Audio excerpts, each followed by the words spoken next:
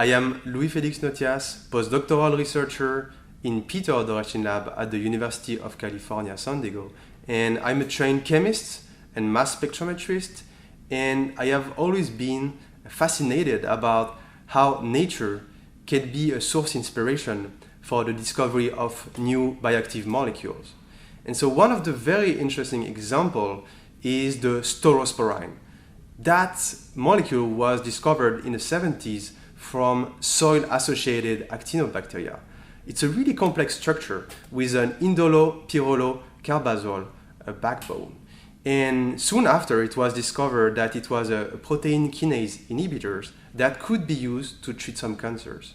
And nowadays, it's one of the main class of drugs used to treat cancerous disease. And so we were curious about how can we use MAST to search for related molecule using the analog search function. And the way we will search for new derivative of staurosporine is by configuring a MAST job and inputting the fragmentation spectrum for that molecule.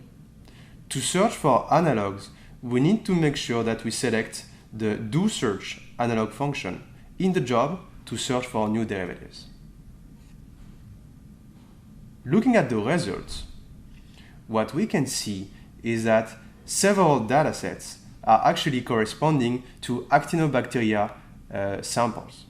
One of them being an environmental sample, a sediment from the from marine benthic sediment.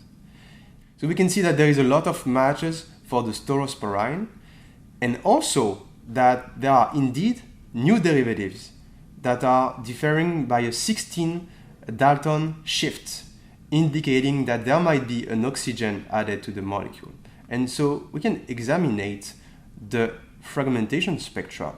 On the top, we have the staurosporine fragmentation spectrum, and on the bottom, the new derivative. And we can see that only some fragments are shifted by 16.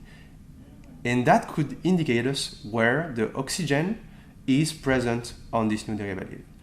To make some hypotheses about the location of this modification, we have to look back at the structure of the staurosporine and try to understand its fragmentation. This is the staurosporine structure. It's composed of two chemical moieties, the indolo-pyrrolo-carbazole and the amino sugar.